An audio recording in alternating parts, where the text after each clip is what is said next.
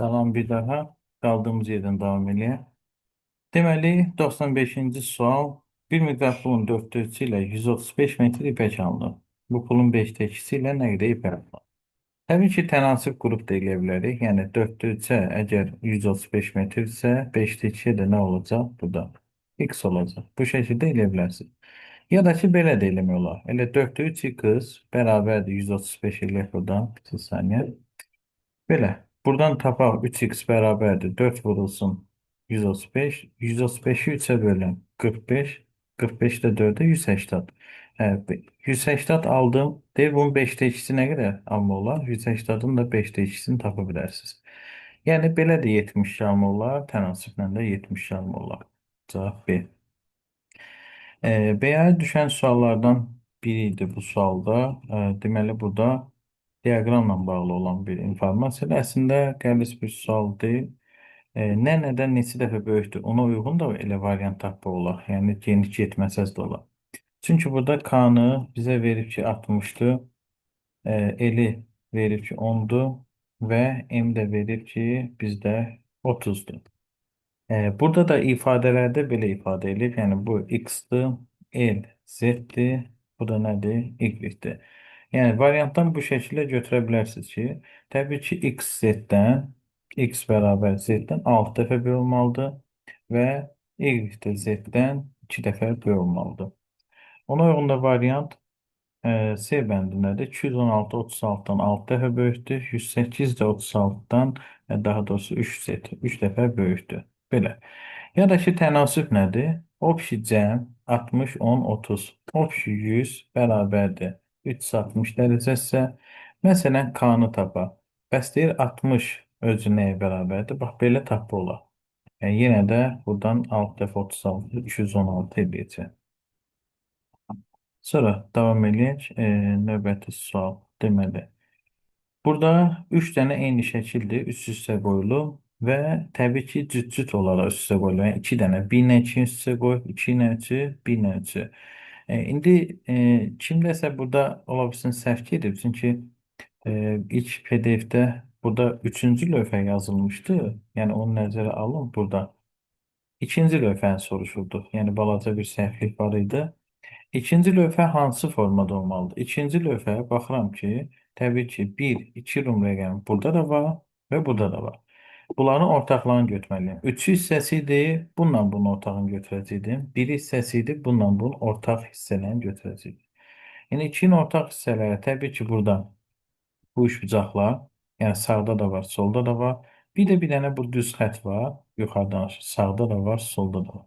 Buna görə A bəndi olacaq. 98-ci sual keçək. 98-ci sual maraqlı bir sualdır. Burada deyir ki, 1, 2, 3 verilib. Sual hansı formatda verilib? Onlara biz baxacağıq. Bir saniyə.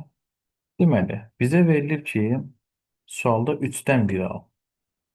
Və yaxud deyə bilər 1-dən 3 al. Nə istəsə burada aşağıda deyə bilər. Yəni mütləq şəkildə biz buna baxmalıyıq. İndi burada 1-dən 3 al deyir. Daha doğrusu 1-dən 3 al deyə bilər, amma burada tərsinə verib. Deyir ki, 3-dən 1 al. 3-dən 1 al deyəndə artıq siz aşağıdan yuxarıya baxmalısınız. Yəni burada fiqurlar arasında yer dəyişmə gedir. Əgər 3-dən 1-ə keçəndə hər bir fiqur neçə dama sağa sola hərəkət edibsə, biz də o qədər sağa sola hərəkət elətdirəcəyik. Yəni məsələn, bu ştrix hissəsi var. Bax bu düz gəlib çıxıb gördüyünüz kimi bax bura. Bu da neçə dama hərəkət edib deyəndə öz sütunun saymısınız da. 2, 4, 6, 8 dama sağa gedir. Siz də həmin bu fiquru tapırsınız. 8 dama neyinizi atırsınız sağa. Və yaxud qara. Qaraya baxırıq, deyirik ki, bəs qara nə qədər sağ? 2 sütun sağa keçib. Biz də baxırıq ki, bu qara 2 sütun sağa keçməli. Yəni, məsələn, bu da harada olmalıdır, burada olmalı. Amma çalışın biraz variantlarla həmişə gedin. Tutaq ki, bir vəhşi cavablar tapmağa da başlayaq. İndi qaraya uyğun olaraq B ilə C səhvdir. Nə, hansı fiqur hissəsi gedir? Məsələn, kərpici tapam. Kərpic burada haradadır? Bax, burada. Kərpic artıq sola doğru hərəkət edir. Kərpic deməli 1, 2, 3, 4, 5, 6 dama sola keçir. Əslində 3-dən 1-i alırıq burada. 3-dən 1-i alanda kərpic bax bu şəkildə 6 dama sola keçməli. Siz də çərpici 6 dama sola atmalısınız. Sola atanın yeri yox deyənə gəlib bu fırlanıb sağ tərəfdən düşəcək. Bircə saniyə bir dənə. Deməli 3-dən 1. Hə, kərpic bax burada. 3-dən 1 alanda kərpic option hə, neçə dama sola keçdi burada? 1, 2, 3, 4, 5, 6 dama kərpic getməlidir sola. 3-dən 1 alanda. İndi bizdə də 3-dən 1 alanda əslində kərpici indi burada solu yoxdur deyənə. Yəni normalda bu belə olmalıdır, qayda qanun. Belə fırlanmalıdır, gəlib buradan düşməlidir. İndi buradan düşəndə də 1, 2, 3, 4, 5, 6. Kərpic gəlib bura düşməlidir. Yəni o baxılan 1, 2, 3, 4, 5, 6 və kərpic də gəlib bura. Yəni başa düşdünüz yəqin ki, yəni solda yer yox deyənə fırlanıb sağa gedəcək. Sağda yer varsa sağa qoyun. Amma burada hərəkət nə qədərsə, neçə dama hara hərəkət edirsə, o formatda getməlisiniz. Bir ikisini tapanda əlinizi saxlaya bilərsiniz. Yəni məsələn, bu bir dənə də deyim tam olsun, pozun bunları. Məsələn, de burada bu rahatdır. Boz fiqur 2 sütun sola keçib. Sizdə də bu boz fiqur var. 2 sütun sola keçməli. Bax bura. Doğrudan da həmin variantda sola keçib. Yəni belə deyim. Sonra gəldik 99-cu suala. 99-cu sualda məsələ nədən ibarətdir? E, Belə qarışıq görsənsə də çox da problemli sual sayılmır. Burada üst-üstə düşən hissələrə fikir verməlisiniz. Yəni ki, bu üçbucağın qara olan hissələri siz qeyd yazaq burada. Deyir, qara ilə qara üst-üstə düşürsə, bax bu qara ilə buradakı qara bax nə verdi? Ağ verdi. Sonra qaranın üstünə bu ağ düşürsə, bunları qeyd edin. Sağda nə verir? Qara verir. Sonra bu ikinci üçbucağı keçirəm. Ağın üstünə bu ağ düşəndə ağ verir. Bir dənə ehtimal nə qaldı? Onsuz da qara ağ yazmışıq. Təbii ki, ağ qara qalıb. O da eyni olacaq. Buradakı ağa baxın. Bu ağ, buradakı qaranın üstünə düşəndə qara qalıb. Yəni müxtəlif rənglər qaralmalıdır. Qaralar ağarmalıdır və ağ yerlər də qaralmalıdır. Bu formatda misalınızı həll etməlisiniz. Yəni bu hissəni həll edəndə bax bunun bu yeri var ha. Bax bu yeri qara üst-üstə düşdüyünə görə bax bu yeri ağarmalıdır. İmini burası. İndi təbii ki B bəndi səhvdir. Qalan hə bir də Y bəndi səhvdir. 3 varianta baxırıq. Bəs bunun bu hissəsi və sol hissəsi. Deyir ağın üstünə qara düşəndə qara qalmalıdır. Ona görə A-da düzdür, C-də düzdür, digər variantlarda düzdür. Keçirik bunun sol tərəfinə. Yəni bu beşbucaqlı hissəsinə. Beşbucaqlı hissəsində bax fikir verin, bu xəttə baxın, bax üçbucağın bu xətti. O üçbucağın bu xətti bax belədir. Yəni qara düşən hissə bax bu balaca hissədir. Bax bura var ha. Bax bu qaradır. Qara ilə qara üst-üstə düşür deyənə bax nə etməlidir bu da ağarmalıdır. Ona görə bu D-ində çıxırsınız. Artıq B-ində çıxırsınız. Qalır A bəndi. Amma hər bir halda burasına da bax. Ha, üçbucağın üst hissəsi bu ağdır, bura qaradır. Ağla qara isə deyir nə verməlidir? Qara verməlidir. Yenə variant arasında qalsınız, yenə də davam edə bilərsiniz. Yəni aşağıya da keçə bilərsiniz, fərqi yoxdur. Amma ki, indi ehtiyac yoxdur. A bəndidir. Amma sağdakı şərtləri mütləq imtahanlarda yazmalısınız. Və 100-cü sual. Bu da bu şəkildədir. Qarşı-qarşıya hamısı bir-birinə bərabərdir. Hasilləri daha doğrusu bir-birinə bərabərdir. Yəni 2 dəfə 6 yazaq üstünə 12 isə 4 dəfə üçün də 12-dir. Sonra 4 dəfə 4-ün 16 isə 2 dəfə 8-in 16-dır. Belə, o şimdi 4-ü 0-a vuram 0 edir. 5 vur 0. İndi bizə lazım ki 3 dəfə üçün 9, hasili 9 olan bir variant. O da nə olacaq? C bəndi. Bu bizim məntiqimizdir. Davam ilə informatikanı da izahını verək. İnformatikada deməli 56-cı sual exe ilə bağlıdır. Deyir, səhv yazılmış funksiyalar müəyyən edin. Düzdür, bunları indi biz exe dərs keçəndə mütləq yazılmışıq ki, bəzi funksiyalar var ki, diapazon tələb eləmir. Yəni, diapazon tələb eləməyən funksiyalar, sizə belə yüngülvarı qeyd edeyim. Deməli, leftdir, rightdir, lendir, square, yəni sığırtı, kvadrat kök almaqdır. Faktorialın tapılması, ABS modulun tapılması, power, qüvvətin tapılması. Bunlar özü heç vaxt diapazon tələb eləməyən funksiyadır. Yəni heç bir halda tələb eləmir. İndi çünki hər hansı bir xana seçilir burada. Həmin xananın, məsələn, right o vaxt düz ola bilər ki, belə bir şey verərdi. Diapazon yox, bax belə. A1 xanasının sağından 6 simvol. Onda düz olar. Diapazon gördünüzsə burada, elə heç nəyə baxmamış bunu səhv çıxardım. Left də var idi burada. Left də səhv çıxardım. Count diapazon tələb eləyib, problem yoxdur. Average tələb eləyib, problem. If-də də mütləq şərt olmalıdır. Yəni şərt yoxdur burada. Ona görə 1, 2, 3 yanlışdır. Y bəndə. 57-ci sualda vərəqin adına qadağan olunmuş simvollar. Vərəqin adına sənədin adında qadağan olmuş simvolla qarışdırmayın. Sənədin adı başqadır, vərəqin adı başqadır. Qadağan olmuş simvollar bunlardır. 2 nöqtə, drop, slash, sual ulduz, transkripsiyalar. Artı bu failin adında bu qadağandır bu işarə, amma vərəqin adında işarə qadağan deyil. Bizə də qadağan olunmayan simvol istədiyinə görə burada düzgün cavab C-dir. Teams Lent qrupu əslində PowerPoint asan sualdır. PowerPoint-da da dizayndadır. Word-də də baxsaz yenə də Teams-də dizaynda olacaq bu. Çətin sual deyil. Bu da 59-cu sual. Bu təkrar düşüyor. Əvvəlki qəbulda da var idi bu sual. Plain və məsələsi var idi. Əslində rahat bir sualdır. Bəzi tələbələr çaşır burasına. Birinci növbədə baxmalısınız top of page. İmtahanda əvvəl bottom düşmüşdü. Top of page səhifənin yuxarı. Plain number bir səhifənin yuxarı sol hissəsinə nömrələməkdir. Səhifənin yuxarı orta, səhifənin yuxarı sağ hissəsinə nömrələmək. Bizdə də bir yuxarı solda verdiyinə görə cavab olacaq səhifənin yuxarı sol hissəsində nömrələmək. O da 59-cu cavab səhifənin yuxarı sol hissəsi Y bəndə olacaq. 60 gözümüzün qabağındadır. Bizə deyir ki, Word art hardadır? Word art təbii ki, insertdə text deyil. Sonra 61-ci sual təkrar sualdır. Deməli, dekabrın 1-i imtahana düşən sualdır bu. Qəbul sualdır. Fərdi məlumatlar haqqında qanun. Təbii ki, böyük bir problem sual deyil. Subyektlərə aid olanları seçir. Deyirsə, yəni bizim özümüzə aid olan məlumatlardır. Yəni şəxs özü barəsində hər hansı məlumat alma hüququna malikdir. Amma ikincidə verib ki, qanunverici tələblərini pozmuş şəxsən müəyyən olmuş qədər məsuliyyətə cəlb etmə tədbirləri görmək. Təbii ki, bu bizim hüququmuz deyil. Üçdə də baxın, yazıb ki, dövlət ekspertizasını təşkil etmək bizim hüququmuz deyil.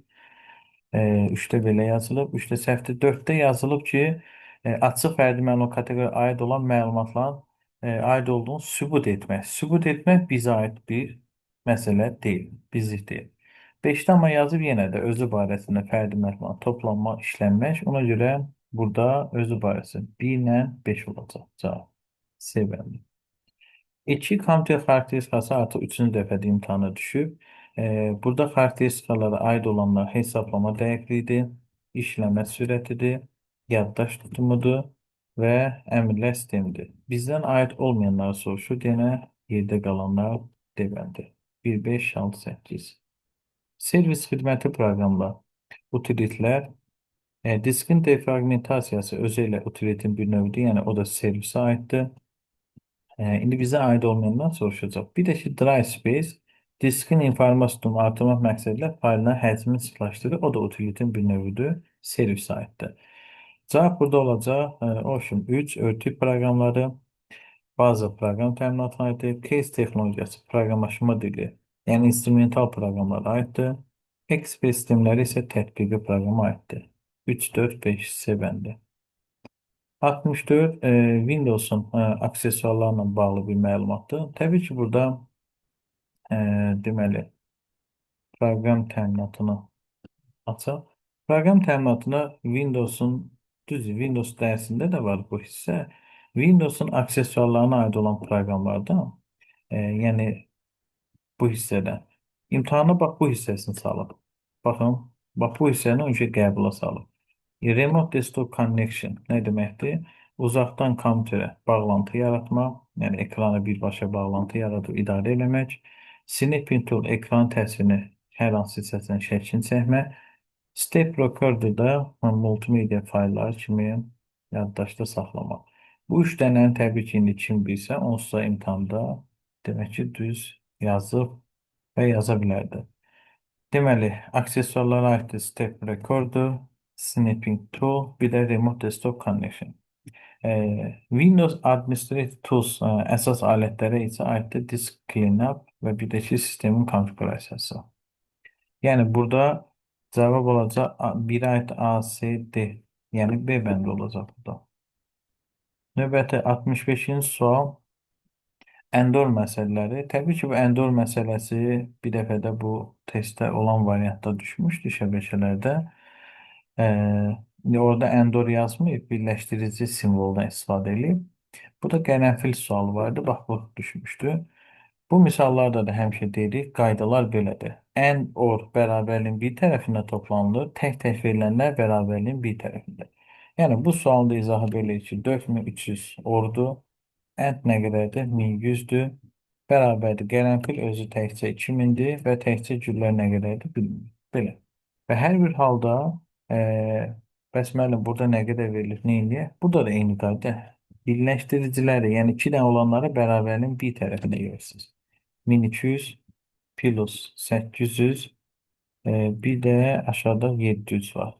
Bunları bərabərliyin bir tərəfinə tək-tək verilən dəftər təkcə verilib, sonra qələm təkcə verilib və bizdən təbii ki olmayanı, yəni kitabı istəyir. Belə, kitab artıq yoxdur. Bu şəkildə. Yəni ki 2000, 2700-dən çıxırsınız nəyə? 1900-dür. O da nə olacaq? 800. D bəndi. Sonra printer məsələsi ilə bağlı bir anlayışdır. Printer imtahana düşmüşdü. Qəbul sualdı.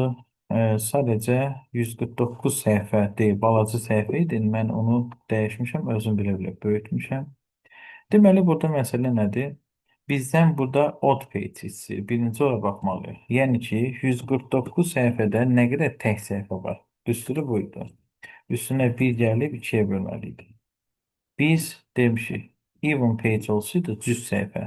100 səhifədə maksimum 149 lazım deyil deyənə, 100 səhifə deyəndə 1 2-yə bölürük. Belə. 148 2-yə böləcək. Amma tək səhifədə mənə o 149-cu səhifə də lazım olduğuna görə toplayıb 2-yə böləcək. Deməli, 75 səhifə tək səhifədir, çap edəcək. Pörçdə keçirik. Deyir ki, bir vərəqdə 4 səhifə çap olunsun. Yəni, bölən 4-ə. 18 tam nə qədər edirsə 19 götürür. Və burada yazıb ki, one side. One side 1-ə bölmədi, amma both side olsaydı 2-yə böləcəkdik. Və ən axırda həmişə yadda saxlayın. Nə edirsə ən axırda kopyaya vurmalısınız. Yəni, bundan 3 vərəq olsun, o da 57. Belə, cavab olacaq 57 Y bəndi. Oxla göstərilmiş əmrin funksiyası, təbii ki, bu 22. Bunlar, yəni, çoxu təkrar suallardır. İndi siz bilmirsiniz. Məsələn, o kompüter xarakteristikası təkrar idi. Bu da təkrardır. Məsələn, aprelin 22-ci ildə həmin sual eyni olduğu kimi olsa düşmüşdü. Bax, burada kompüter xarakteristikası 3 dəfə düşüb. Təbii ki, hide column sütunları gizlətməkdir, amma unhide da gizlədilmiş sütunları aşkar etmək. Deyibəndi. 68 sosial media təhlükəsinə bağlı. Təbii ki, bu da informasiya təhlükəsizliyi dərsindəndir və orada var bircə saniyə var daha.